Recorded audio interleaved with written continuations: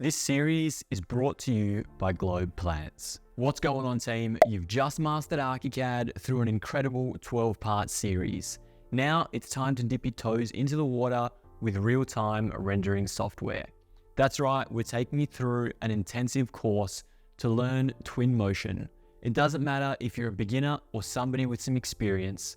We're going to take you step by step, all the way from the beginning, and make you an absolute wizard in Twinmotion. So you've downloaded and installed Twinmotion. You've opened it up for the very first time, and what you see before you is a relatively generic open screen.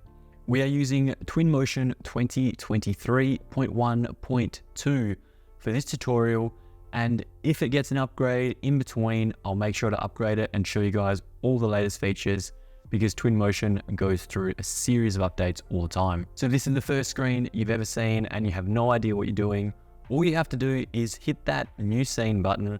Otherwise, you can explore some different templates, go through the work, or you can even go for a full learning course. But starting off with Twinmotion, you want to hit that new scene button, let it open up a new scene, and you will see a few things in front of you. Episode 1 is all about the UI, so it is going to be damn boring, but I'm going to try and make it somewhat fun for you guys by making it a little bit more entertaining than most of the other UI experiences out there. Let's get started straight away by talking about the overall experience. Bottom left-hand corner, you have your library. Bottom right, you have your scene and you have your properties. If you tap all of those items away, they're going to be gone, out of sight, out of mind, and you're going to be left with a widescreen view of Twinmotion. To turn them back on, simply come back down to the bottom, scene, properties, keep them active, keep them open. And if you also want to turn on statistics, you can see how your computer is running based on the amount of demand you're trying to draw out of it by using Twinmotion. At the moment, I'm going okay, I'm pretty good. There's not really too much demand on my computer at the moment. So let's drop that statistics menu. I don't really need it, and we'll work our way through the rest. On the right hand side, you have the X, Y, and Z object, and as well as the view sets, but neither of those too crash hot, too amazing at the moment, so we leave them off. What you do want to have is your library, your scene, and your properties. Those three are critical, and you're going to use them time and time again. Let's start with the basics of Twinmotion. You've got this screen open, but how and what do you do? Left click on an object, you'll select that object in particular. You'll see it automatically highlights the object in the scene finder. So I've clicked on a 1 meter sphere. Tapping the escape button on the keyboard is going to get you out of that selection. Click on anything else, escape, and you can repeat that process time and time again. On the right hand side, you see all of these little eye icons. You can click them on and off individually, or you can group them together and turn them off entirely.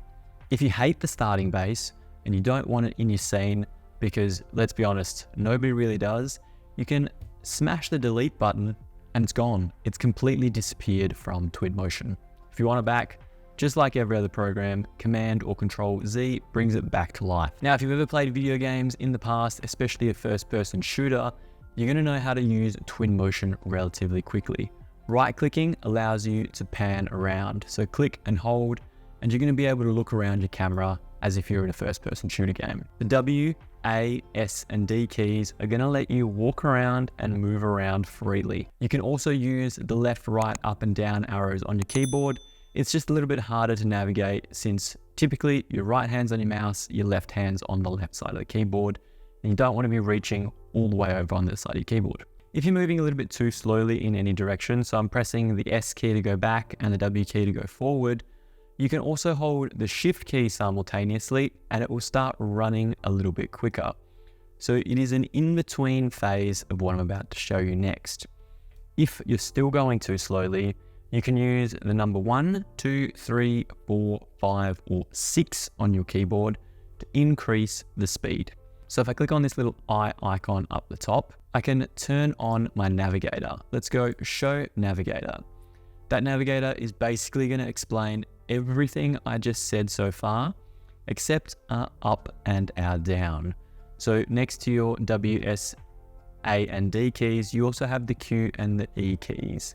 which is Q goes up, E goes down. If you press the 1 on your keyboard, and now I'm holding the A key to go left, you can see how slow it's moving across like a little snail. You tap the number 2, that speeds up a little bit. We're getting a little bit quicker, maybe a toddler's crawling pace. You hit 3, we're starting to walk, maybe a little limp, but still a decent walk. Tap 4, okay, now we're jogging, we're really moving across the page. You tap 5, let's go back in the other direction. Damn, we got on a bicycle or a car or something, we're flying. You tap 6 and you're gone.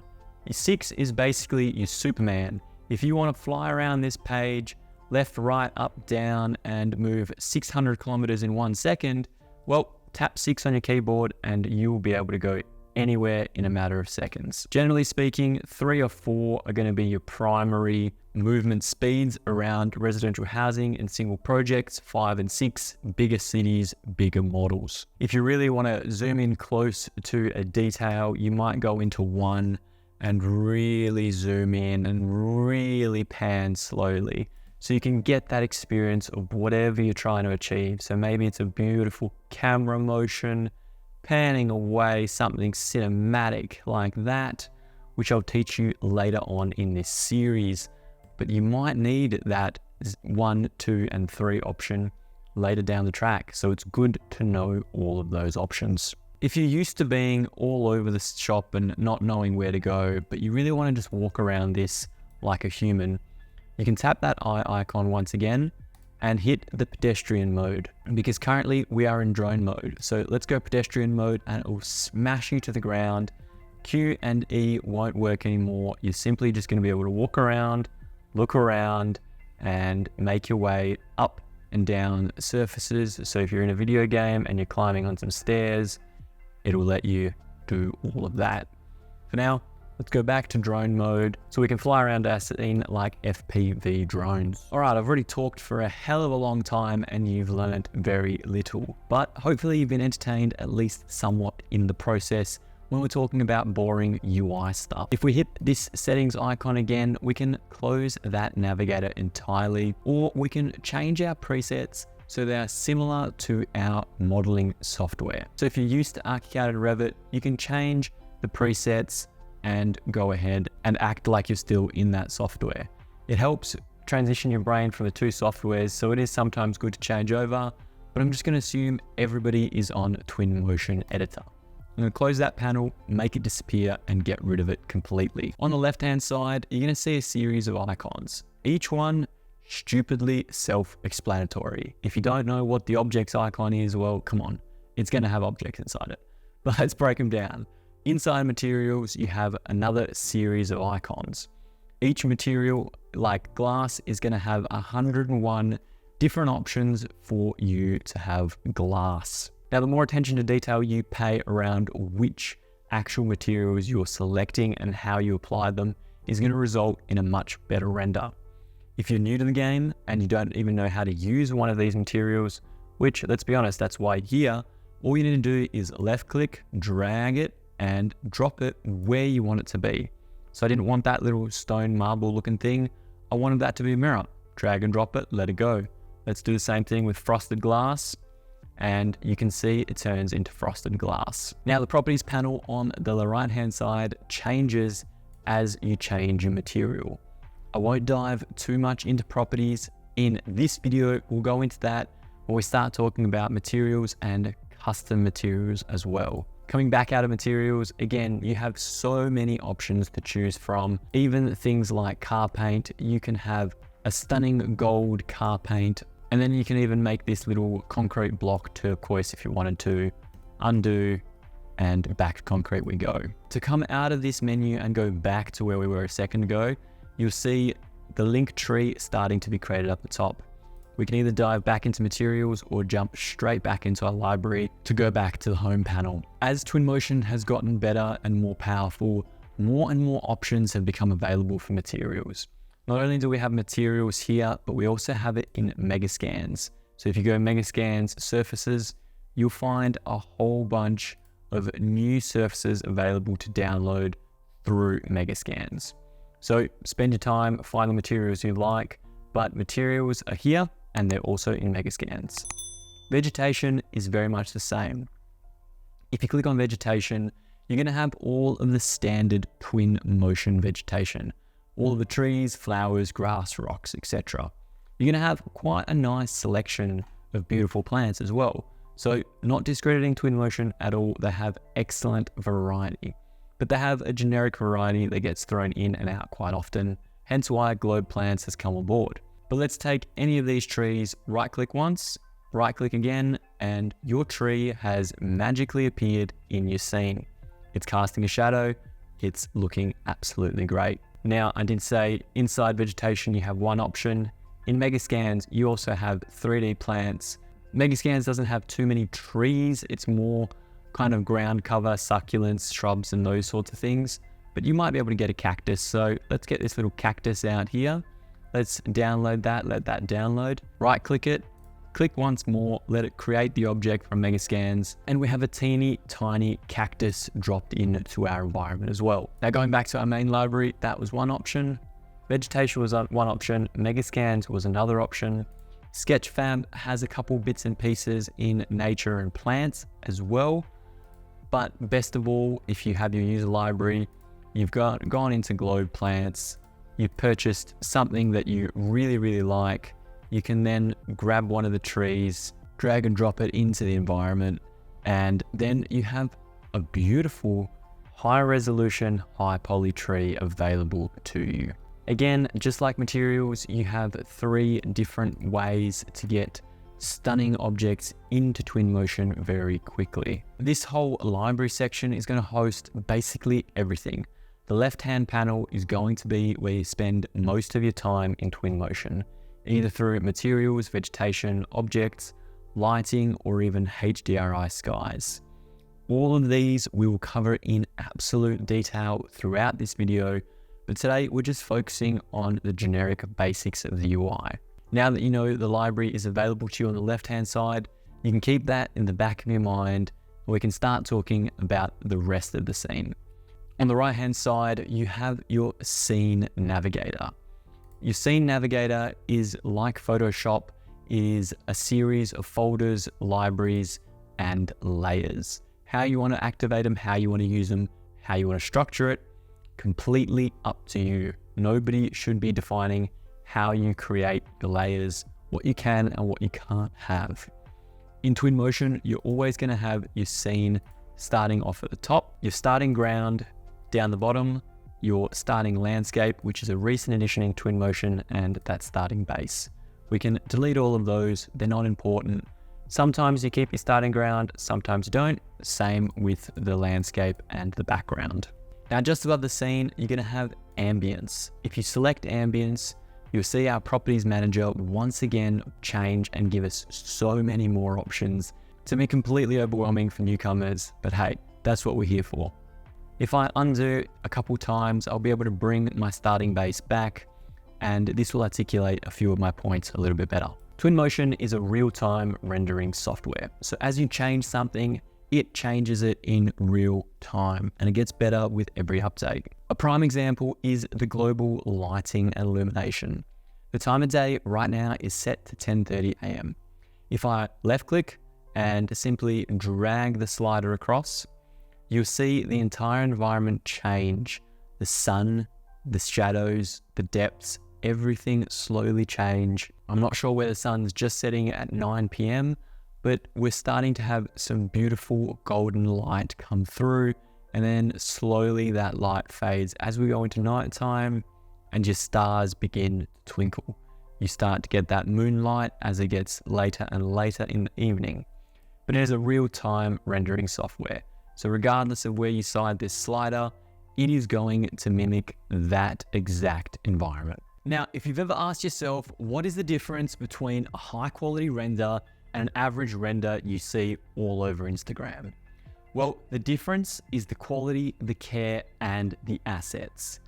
That's why I've teamed up with Globe Plants to be able to give you an incredible library of the world's best 3D photorealistic vegetation, trees, shrubs, and everything in between.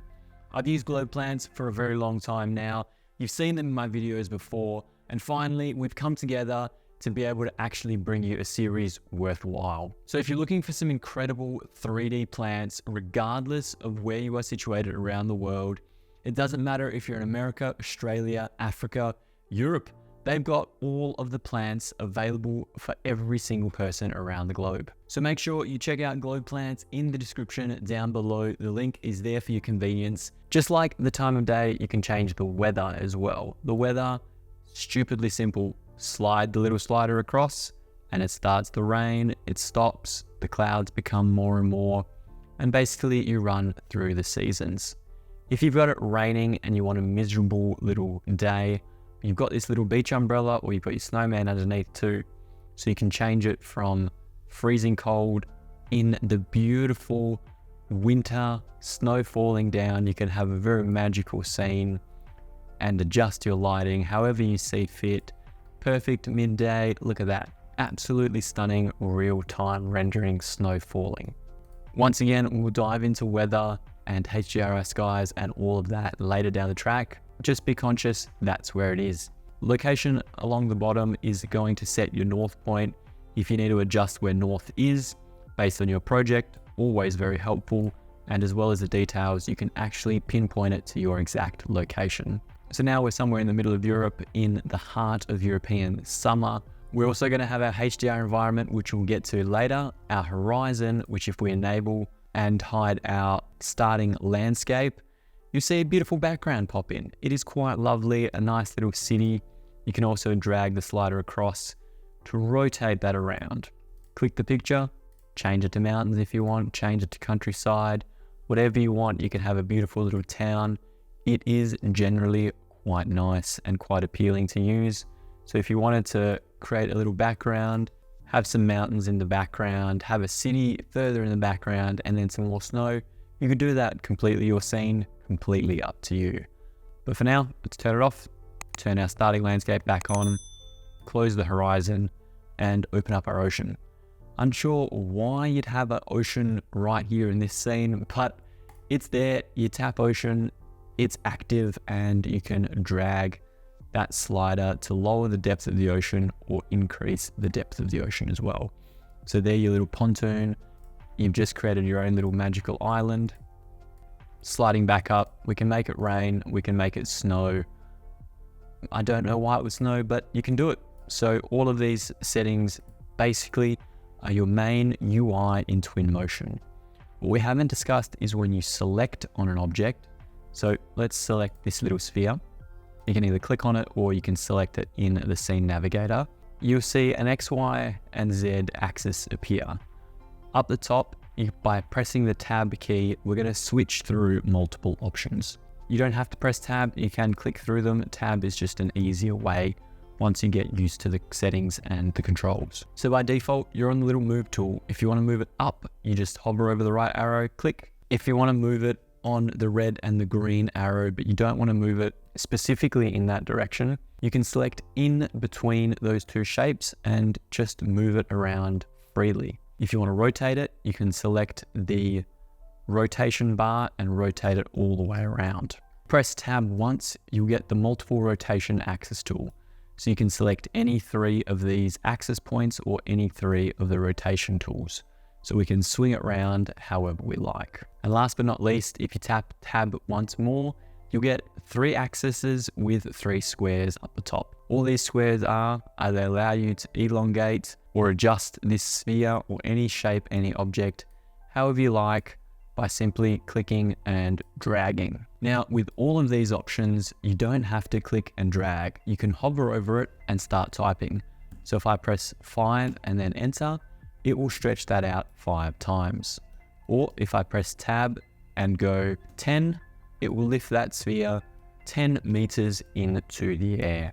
So if you don't want to tab through it, you can easily do it in that method as well.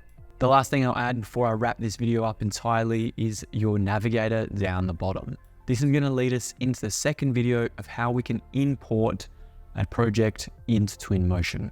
Now, I'm going to be giving away 100% free one of my Twinmotion files, which has a fully modeled building inside.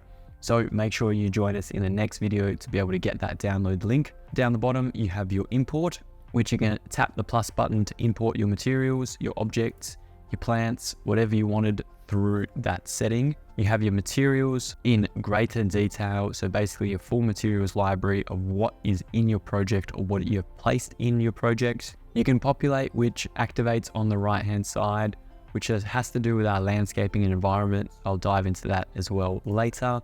You have your media, which is where you'll create stunning photorealistic compositions, either through photography, videography, panorama, VR, or any of the available options in Twinmotion. You can do each of those by simply tapping across any of these icons, hitting the plus button, and away you go.